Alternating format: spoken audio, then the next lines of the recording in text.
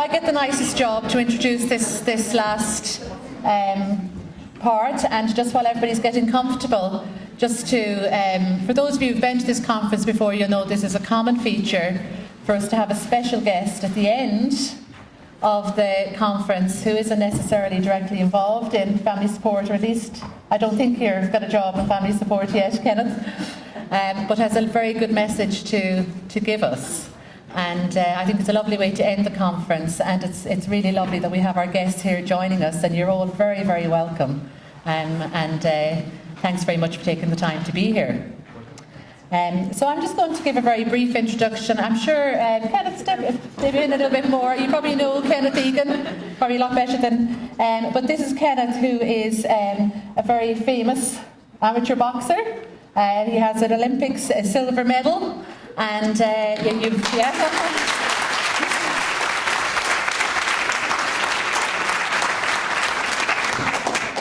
you'll find him in the Irish Amateur Boxing Association's Hall of Fame. So we're very honoured to have Kenneth here today, and really appreciate him taking the time out.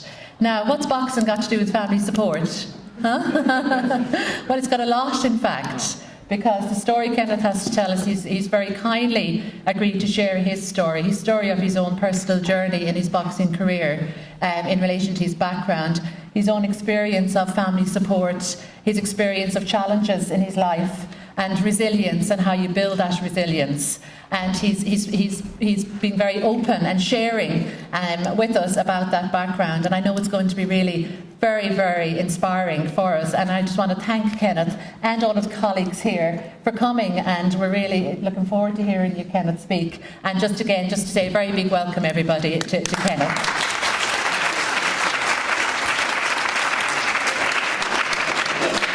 Thanks very much for the introduction there. I got a phone call last year asking from Carmel here, would I be interested in speaking at this event, and I just agreed. I said yeah. I didn't know whether I was going to be here or not, because I'm always on the move, you know.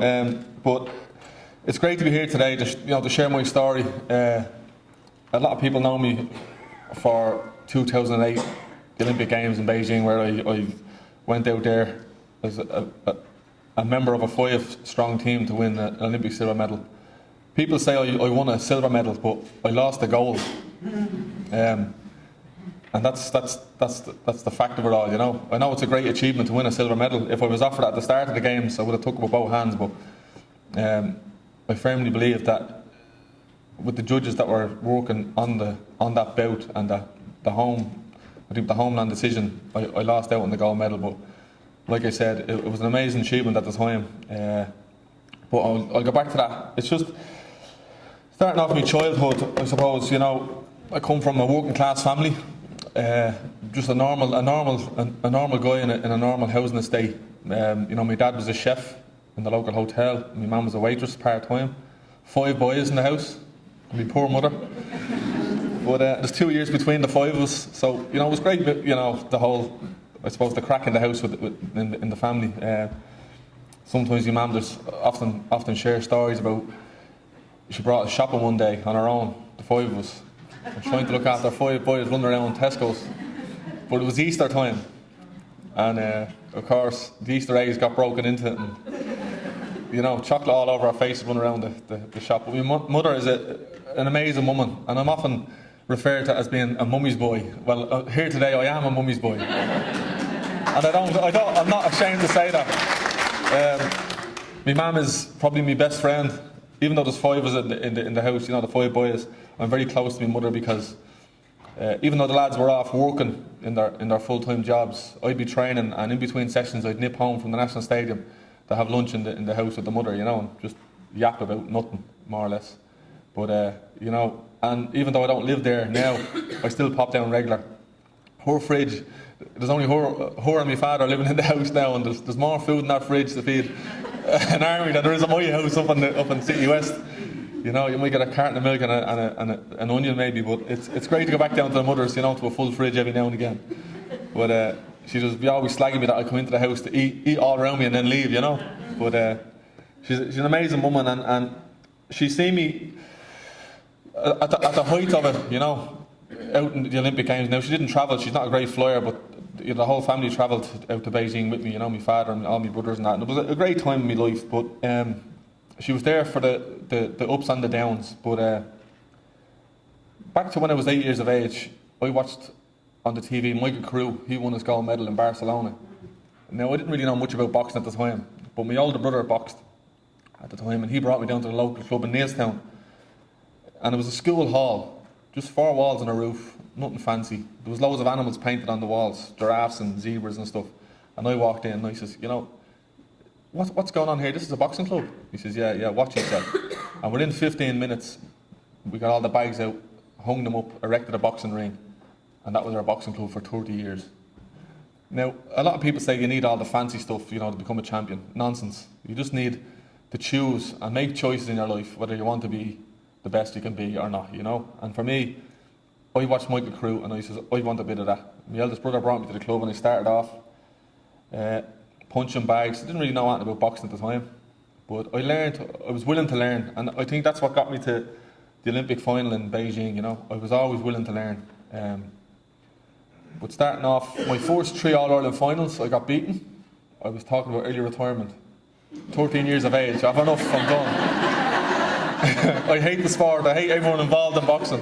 And that was me, it was heartbreaking, you know, in the National Stadium, my mum sitting in, you know, in the front row with me crying like a baby. And that was my first 3 years of boxing. I had no more interest in it, but obviously I got back into it. And I went on to win 15 Irish titles after that in a row. So it was, I always remember my first title, you know, it's special. But as we went on, junior level, towards up into intermediate and senior level, you know, I was always representing the team. I was first on the floor, last off it. I really just wanted to learn so much. But there was no structure set up in the association that, you know, we're dealing with now, the Irish Amateur Boxing Association. It was weak to a sense where there was no proper funding.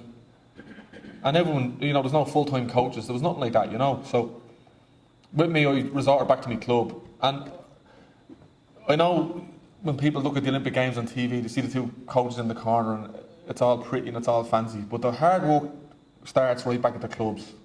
The volunteers, the people that are opening clubs, closing them, making the sandwiches for the teams that are visiting for sparring, all that type of stuff. And it's not just boxing, it's sport across the board. And I think it's so important that we get kids involved in sport, in any sport. I've said this thousands of times, because if they're not hanging around on the streets, get them into the clubs. You know, when they're in the club, they're not doing any harm. And our club opens 16 hours a week, and none of the coaches get paid for it. You know, and I'm there as much as I can myself, and it's great to be there. And I know when I walk through the doors in Neilstown Boxing Club, all the kids put their head down because they know I'm going to work them. You know, and you know that's how I operate. And hopefully, my plan is one day is to get into the high performance and be a coach, because the talent we have in this country at boxing, it's our #1 Olympic sport at the moment, and we just keep getting better. I'm only back from Belarus. I was out there last week for 2 weeks working with the Sports Council, and we came second on the medals table behind Russia. You know, and we could have easily beat them, only for 2 injuries. And it's not a fluke. You know, in 2010 we were second again. I was part of that team. You know, we came second, you know, behind Russia again.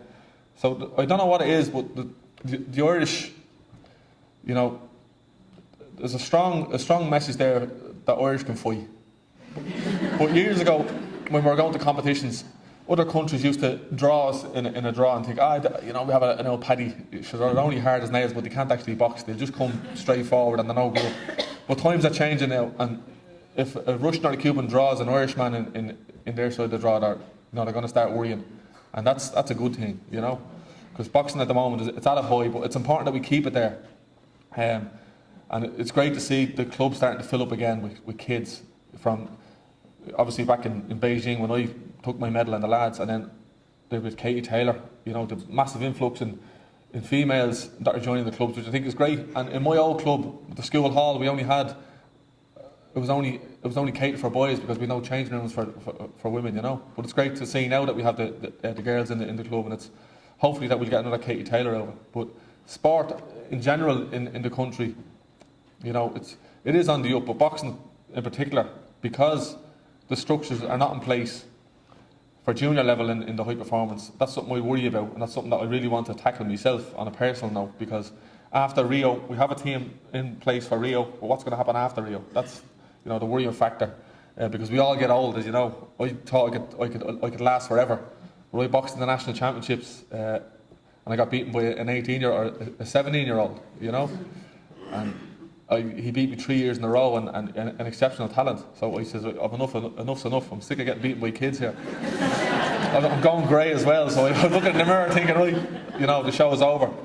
But the high performance was set up in 2003. It was the best thing that ever happened to Irish boxing, because I was a member of the team before it started, and I was a member when it did start. And the high performance was a structure that was set up in Ireland to make Irish boxing full time, to get the athletes onto a carded system where we were receiving funding, and to train like professionals, to try and compete with the best in the world. And I was only speaking outside about this, and our director then was Gary Keegan, and I didn't know him from Adam, but he walked in, a little skinny man with a shirt and a tie on him, and he walked into the stadium. We were training there in the weekend, and he drew a line across the floor with his foot, and he says, right, I'm the new head man here now. Anyone that wants to come on this journey with me, step across that line. And of course, I wanted change, I wanted something different. I stepped across that line straight away, as did the rest of the team. But not the whole team actually lasted the time with us, because they were fading away because they had to train full time. They didn't think, well, I'm not training full time. I don't need to train full time. I'm good enough, and all this kind of stuff. So year on, year out, those teams were changing every year. Lads just, they couldn't cope with the full time setup that was there. And our first training camp was in France. We had so much trouble trying to get into France for a training camp because of the history we had on the team of, the Irish are messers. After competitions, they love going out in the piss. All this type of stuff. It was a bad name we had. So in the end, we got invited to France for a training camp, and it was a team of 10. Fantastic training camp. Everything went perfect. The sparring, everything was just spot on. And the French were delighted with us, so they invited us back on numerous occasions. We kept coming back, but we were starting to improve as a team and get better and better and better. So we decided that France was no good to us anymore, and we moved on to Germany. Same thing happened in Germany. We started kicking their asses as well. So we decided to go to Russia. Now, Russia is the mecca of boxing.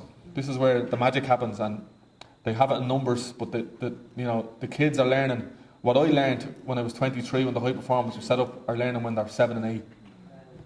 And that's something special, That's something that we didn't have in this country. And we still don't. It's at senior level now, but I was learning. I thought I was an 8 out of 10 before the high performance was set up. 8 out of 10, not bad. I reached the last 8 in the World Championships in Belfast in 2001. I'm thinking, yeah, I'm good. But our now coach, Zor Antia from Georgia, walked into the gym, and he watched us all training for an hour, and he put his 2 hands on his head like this, scratching his hair, as if to say, what am I going to do with this bunch? That's how bad we were. And I discovered I was a 2 out of 10. So from an 8 straight down to a 2, I had to start from scratch, and I was willing to learn. I says, okay, Zor, educate me, teach me what you know. And then our friendship sparked straight away, and he's still with us today. It's a long time, 10 years later, but for him being part of the team got us into Russia, got us learning from the best, and we went there in training camps and we got our asses kicked week in, week out. It was tough sessions, but we were learning all the time. And when we went to a training camp just before Beijing, out of Vladivostok. It's a little fishing bay in Russia for 2 weeks training camp out there. We went to the Olympics, we won the medals, and they wouldn't invite us back after that. So that was a compliment to us that we were learning. So now we're in Ukraine and Kazakhstan. I don't know what's going to happen after Kazakhstan. We'll have to go back to France again, maybe. But it's funny, because I've travelled all over the world. I've been everywhere, and I always come through that door in Dublin Airport. Sometimes with a medal around my neck, sometimes without a medal. But my family are always there to greet me, which is, and especially my mother. She probably have a little banner, welcome home, Kenneth. It's kind of embarrassing, but at my age, it's great, because I remember when I qualified, I went to Athens. It was the last chance saloon for me. This was the last qualifier. And I had a terrible problem when I was a senior boxer, always thinking about outcomes and results and putting massive pressure on my shoulders about having to win, having to do this, having to do that, and that just killed me. When a boxing draw came out the first day, I'd look at all the fights I had to actually win a medal, and all of a sudden I'm getting beaten early in every competition. and I was putting too much pressure on myself, and I couldn't figure it out for a long time. And the last qualifier in Athens, I spoke to a sports psychologist just before I went in the Institute of Sport. He was sitting there with Gary Keegan. I walked into the office, and I remember it like it was yesterday. I just said, right, last qualifier. And I'm pacing up and down the room. I said, right, I walk to this end. If I don't qualify, feck it, it's not the end of the world. I'm 8-time senior champion. It'll do. I'm okay. Then I walk to the other end. No, I need to qualify. I have to qualify. This is what it's all about. And I'm back to the other end. It's okay if I don't qualify. And I'm like a madman walking up and down the office. So they just stopped me in the middle. Stop, they said. This is what we're going to do. We're just going to concentrate on your training session this morning. Just get that out of the way. Go home, do what you have to do, and come back and get the next session. So we just started to break things down. Now, I mean break things down, I mean, right, I'm going to get into my car. I'm going to put the key in the ignition. I'm going to first gear, second gear, looking at the things on the way down to the stadium. That's how I operated. One step at a time, one day at a time.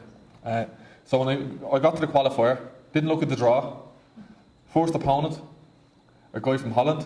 Right, okay, beat him. First round, get a good start. 85% of victories in amateur boxing come from the guy who has the lead in the first round. So it was very important that I get a good start. So beat him, I beat an Italian, and then it was the German. I needed to beat the German to qualify, reach the final. This was it, all or nothing. And in that fight, the second round, it was 2-2 in the second round. 4 rounds it was in total, but in the second round it was 2-2. And I just took a step back. Now this is all happening in the middle of the fight. And I think, so, right, Kenneth, are you going to win this fight, or are you just going to be remembered as an 8-time senior champion? Now I know it's a massive achievement, 8-time senior champion, but I wanted to be the Olympian. I wanted to go and collect my tracksuit with my 5 rings on it. I wanted to be that Olympian so bad. So I just switched on, keep things simple. And I just got back to my boxing. The stuff I'd been learning day in, day out for 18 years just came into action. I stopped thinking about all that, and it just happened. And I beat the German and I qualified. And I dropped to my knees. That was the 13th of April 2008. And I rang my man. His mother, I'm going to Beijing. And that was it. And that was, as she said to me, that's where I won my silver medal, in Athens. So I just went to Beijing to collect it. You know? Because the hardest thing in Irish boxing is to qualify. It's so hard because of the continent we're in Europe, the strongest nations that we're mixed up with. Like Australia would have a full team of 10 or 11 boxers because it was easier to qualify. So for an Irish boxer to qualify, and that was the monkey off my back. I didn't have a monkey on my back, I had a silverback on my back. Because I tried to qualify for Athens 4 years previous, and the same thing, I just bottled it. I wasn't mentally strong enough. And it nearly killed me for Beijing, but I got across the line. So as soon as I qualified for Beijing, pressure was off. I said, right, I'm going to go out here and do the same thing as I did in Athens. One fight at a time, one round at a time. And whatever happens, happens. If I get beaten by a better boxer, I shake his hand and I say, well done, and that'll be me. And that was it. Went to Beijing. Amazing. The Olympic Village, you can never imagine what it's like. It's crazy. Like canteen would see 5,000 people at one given time. All the different cuisines you can think of, Mediterranean, Asian, and there's a McDonald's down the end. Everything is free in the Olympic Village too. You don't need money around that, you know. And McDonald's was empty for the first week and a half. But when athletes started getting eliminated, the place was packed. People eating. And I remember myself at the final, I ended up at McDonald's myself. But again, we were told all this different stuff before we went to the village. Be careful now, you go over here, don't get caught up in all the celebrities and all this stuff. You're walking by Rafael Nadal and all these amazing athletes that you see on telly. But I was thinking, hang on for a second. I'm here to do the same job as these guys are. I'm trying to go out here now and do the best we can, perform as well as we can, and try and get on the podium. Okay, so that was it. With a team of 5, nice small team, and I can remember all the Americans when they landed. They had buildings, like they had 560 odd athletes, and their big massive flags the size of the room on the side of the building. Ireland had a green, white and orange bike. Ireland is here. That was our little corner of 51 athletes. So we were only minnows, you know. But that was okay, because our team of 5 amongst the 51 knew we were good enough to go out here and push any nation to the limit. And that's exactly it. I was made captain of the team, and I remember after my first fight against a guy from Virgin Islands, I beat him fairly easy. I got out of the ring and I spoke to Marty Morrissey, you probably know, and I said, I'm the first man into the ring and I'll be the last man out. That's how confident I felt in myself. My preparation was perfect. And look, and that's what happened. I ended up being the last one in the competition.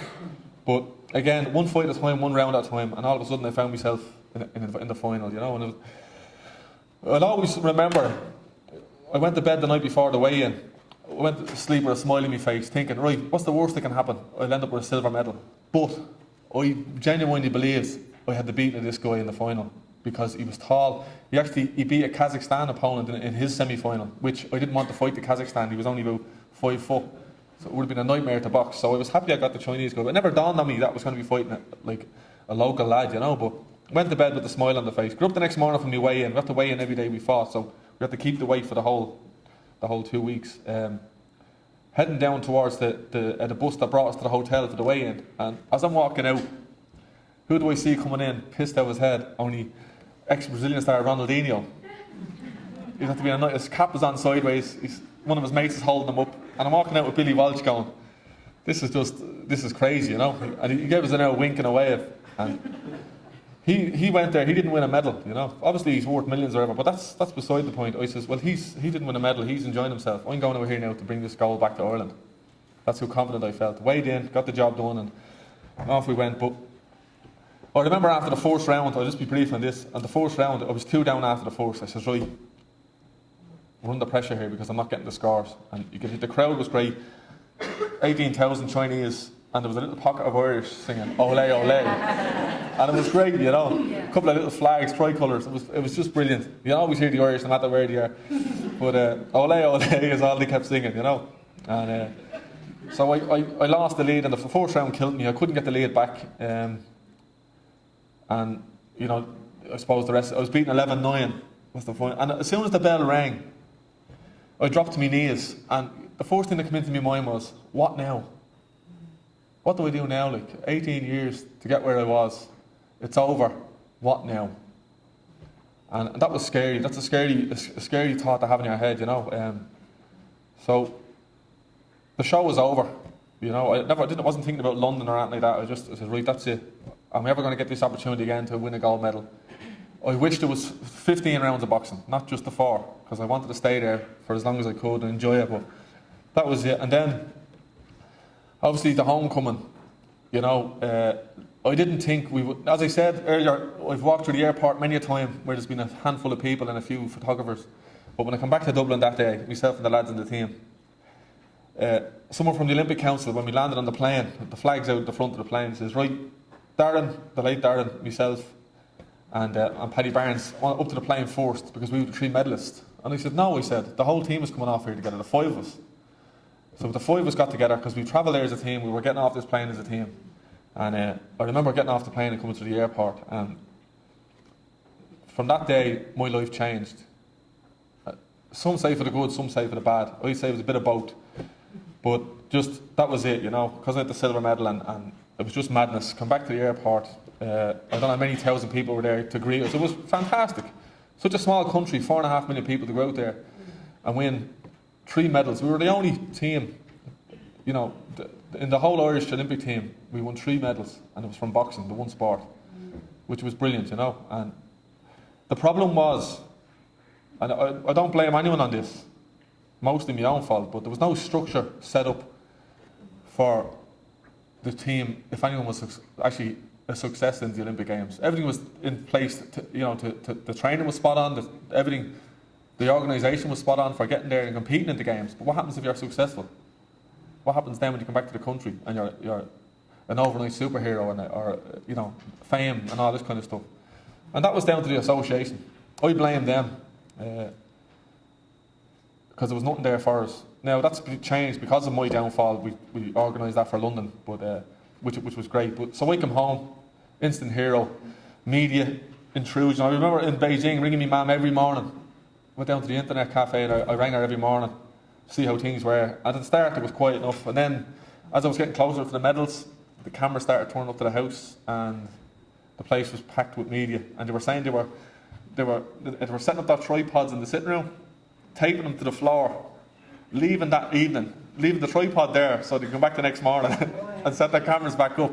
They were climbing in the windows, and my mum, you know, didn't know any better. You know, she was just, you know, she was welcoming them in and let everyone into the house, and the house was taken over, you know, and I felt sorry for her because she was on her own. My dad and all was still, and he actually left early. He didn't stay for the final. He left early because his mum was under a bit of pressure, and he flew home early. But it was just the house was just mobbed with media and stuff, and so I come home anyway, and that's when it all started, you know. And I was drinking. I come home and I started party time. I said I'm going to treat myself to a few pints.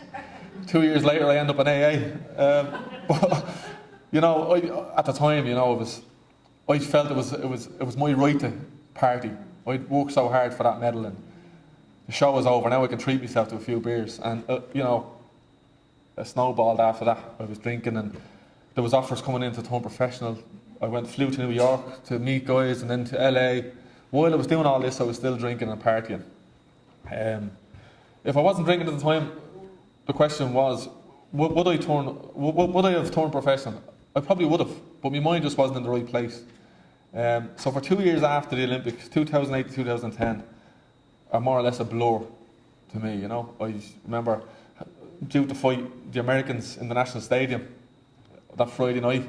I was in town on the Tuesday in Dublin City in the Keys bar having a few pints, thinking to myself, I'll be okay to fight Friday, I'll be grand. Just madness. And someone took a few photos of me on his mobile phone and ended up in the paper the next day, and I says, I've enough of this. And I went straight into the Dublin airport, looked at the big screen and all the different destinations. I says, right, where'll I go? Myself and a friend of mine, he sold his Mini that morning. Didn't get much for the Mini now, but so I just picked out New York. He says, why not? So when we went onto the flight, and of course went mad over there for the week, you know. I was running away from myself, you know. It was I didn't tell my ma where I was going. I handed a phone to the air hostess. She was probably in her 50s, and I said, that's my ma, just tell her where I'm after. She goes, how are you doing, Mrs. Egan? I'm going to be looking after your son for the next 8 hours. And then just hung up on her, you know. And it's shocking stuff. You know, I laugh at it now. My mother laughs at it, but the worry I caused that woman, you know, and she said it herself. She couldn't sleep properly for 2 years after the games until I became sober. Now, I wouldn't say I was drunk every day for 2 years, but I'd be a binge drinker, you know. When I started, I wouldn't stop, and I'd go off for a few weeks. But I was still trying to compete at the same time. I won a bronze medal at the European Championships. I don't know how. But always, I was so cunning, you know, and so devious that when I come back from a competition, I'd know exactly how many days I could go on the beer for before I needed to go back into training. And I had it all planned and worked out, but it caught up on me in the end. And as I said, I ended up knocking around to a neighbour of mine who I knew was sober 25 years. I says, look, I think I'm an alcoholic. He says, okay. He said, there's a meeting in such and such a place, if you want to come with me. I says, yeah, definitely. So I went, and I sat there for an hour, didn't open my mouth, and all the alarm bells start ringing, you know, the isms and the whole lot. And I just says, yeah, that's me all over. And that was it. I from then on in, I just kept going back to AA, stayed away from the drink. And it was funny, when I come back from the Olympics, I had thousands of friends, mates that I used to go drinking with and stuff. And when I stopped drinking, I still haven't heard from them today, like, and that's over 4 years later, you know. Look, I used them as much as they used me, but as soon as I stopped, I didn't hear from them. And they're still drinking and whatever they're doing, but I just couldn't. You know, when I drank, I just couldn't stop until I physically couldn't get out of bed or whatever, you know, and I knew there was a problem there. But the best thing, I think my best achievement today is winning the silver medal in the Olympic Games. That's my best achievement in the ring. Outside the ring, it's staying sober. 3 years now in August, but it's a day at a time. I know myself how sly I can be. As one person said in a meeting before, I don't really want to go into the AA stuff, but you just said when an alcoholic is asleep, the disease is at the end of your bed doing press-ups, ready to pounce, and that's so true. I know it's always there. I'll always be an alcoholic till the day I die.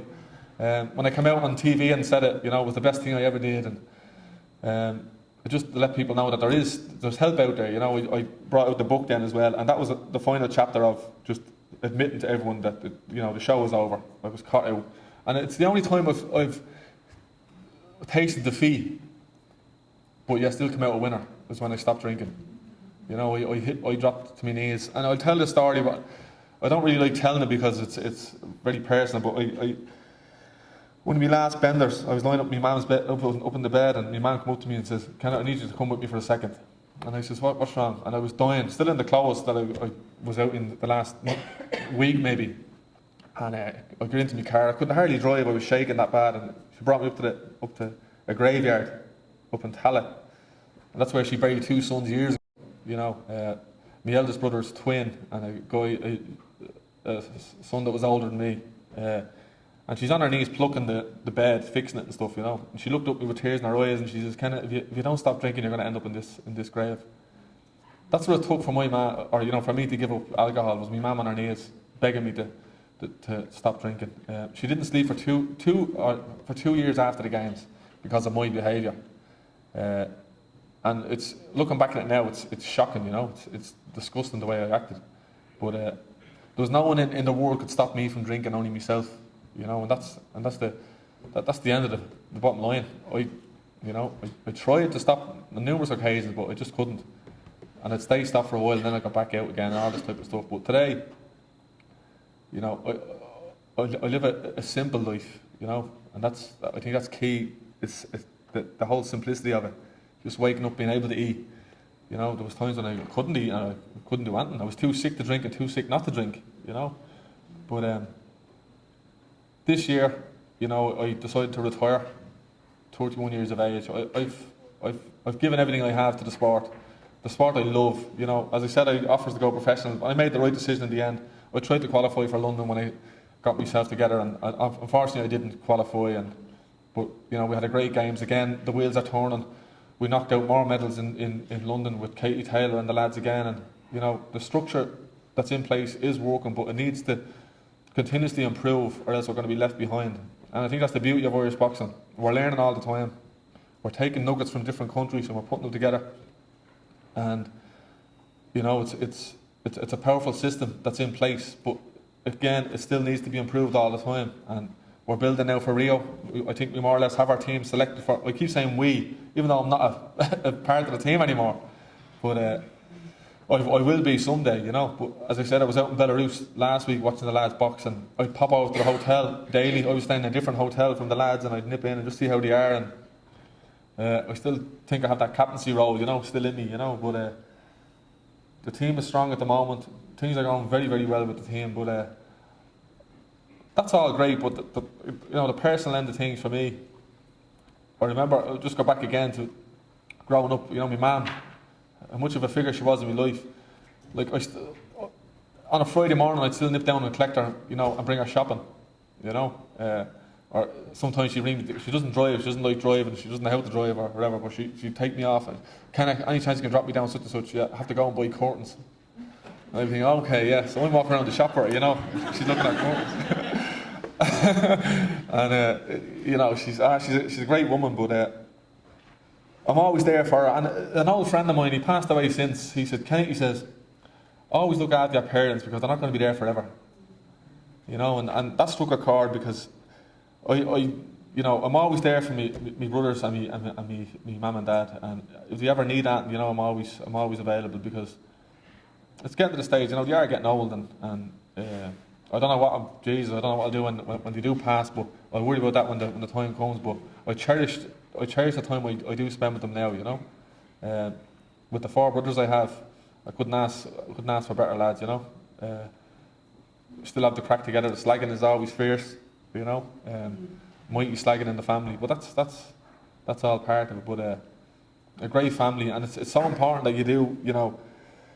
As I said, I have friends that are fighting with brothers and other siblings, and you don't talk to them and stuff. And I'm saying, why not just sort it out? Because life's too short, way too short for any of that kind of stuff, And to be, no, he did this and he said that, and it's just ridiculous. As I said, the relationship I have with my brothers, it's 100%, and like looking back there, on the senior teams since 2001, it's 2013 now, and I'm thinking, where have them years gone? Life is so short, and it scares me it scares me sometimes how quick time goes by. And they say the older you get, it actually goes quicker. I don't know if that's true now or not, but it's so it is frightening, So myself personally, my plan would be to invest back into the youth of today in the sport that I love, and that is amateur boxing. You know, it is changing at the time, at the minute. You know, rules are changing, and the politics of it is scary. But from what I've learned over the last decade, I would love to put everything I've learned back into it, and maybe be on the other side of the ropes at the Olympic Games. You know, that would be my icing on the cake. But I can dream now, like I did. I had a dream when I was 8 years of age to be like Michael Crew. And not every athlete who starts off in a club or in a boxing club will end up on a podium, you know. But that's not what it's about. For me, it's about enjoying the sport that you're involved in. Very important. If you don't enjoy something, there's no point doing it, you know. Getting involved with any kind of sport, you know, is brilliant for kids. And for me, it was boxing. I loved going down to the club, meeting the lads for the hour and a half, yapping away and doing a bit of training and stuff, you know. And in our club at the moment, the Neilstown, it's a rough area where we box out of, and the kids need to get away from the household for the hour and a half. It's an outlet for them, because you know their families are struggling financially, or drug addiction and stuff like that, you know, and it's scary, you know. I'm blessed that I came from a good family and there was none of that, but you know, my heart goes out to these kids that are getting out of the house for the hour and a half to come down and spend time training with the kids, you know, and it is saddening, but hopefully if we keep putting the work in, that these kids will prosper, you know, and hopefully get on to the Irish team, win Irish titles, and then it's onwards and upwards from there, you know. As I mentioned before, boxing in this country is going from strength to strength, but we still need to keep putting the work in. And again, it's down to the coaches of the clubs. The high performance coaches are paid, and they're great at what they do, but if we don't have the volunteers that are in the clubs working hours on end, and you know who I'm talking about, it's all over the country, hours on end, looking after these kids, getting them ready and sending them across to the high performance. Well, then we don't have any high performance, we don't have any association, we don't have anything at all, no Olympians, no nothing. It comes from right from the start, from the ground up, and that's where I love to work. I still help out my club when I can. I'm not there as much as I'd like to, but I have my coach's badge, you know. I passed that in 2010, so, but you know, it is the future, and we have to look after our kids now and educate them. And for me, it's not just about teaching kids how to box, it's teaching kids how to behave and a lifestyle, you know, the rights and the wrongs. And you can teach that in boxing clubs. It's not just about teaching kids how to fight, you know. I don't like saying the word fight. Boxing's not fighting. To me, it's an art, you know, and it's a beautiful art if you understand it correctly, you know. And there's so many different styles that you can watch, and the lads will know what I'm talking about. But it's a great outlet for kids to get involved in a sport, and you know, the discipline it teaches you, and the respect for others. You know, there's never, very, very seldom will you ever hear of a boxer cracking up or on TV, or you know, acting out of character, you know, because that's what boxing does. It teaches you massive discipline and respect for others. You go to the club and you let out your anger and your frustration on a bag or in the ring, and then you can leave then calm and relaxed. But again, I think boxing is healthy in the country. My mum is still as mad as a brush, but that's all right, you know. I had her in Germany when I came back from Belarus. I brought her to Germany to visit my brother who lives out there. He has a son, so she hadn't seen him in a year. So these are things that I love, just making my mum happy, you know. I know it's soppy, isn't it? Jesus. The camera on me here now, you better edit that.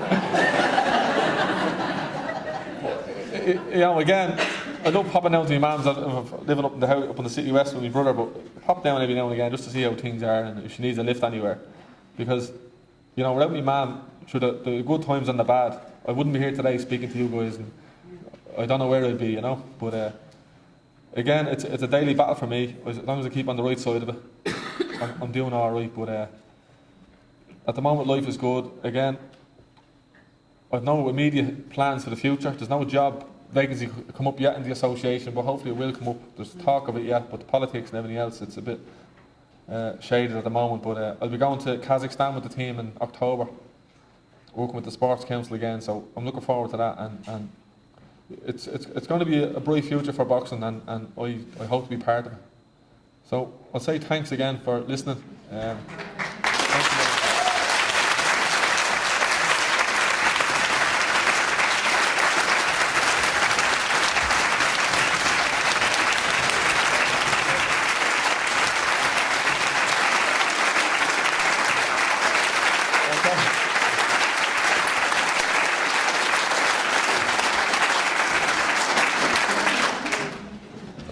The last time I got a stand ovation, it was in the, in the senior finals. Well, I don't think I need to tell you, Kenneth, what an impact you've had. I feel privileged to have been here listening to you, and I think I speak for all of the audience. Thank you for having me. Thank you sincerely for taking the time and for the messages, such positive messages, important ones to us.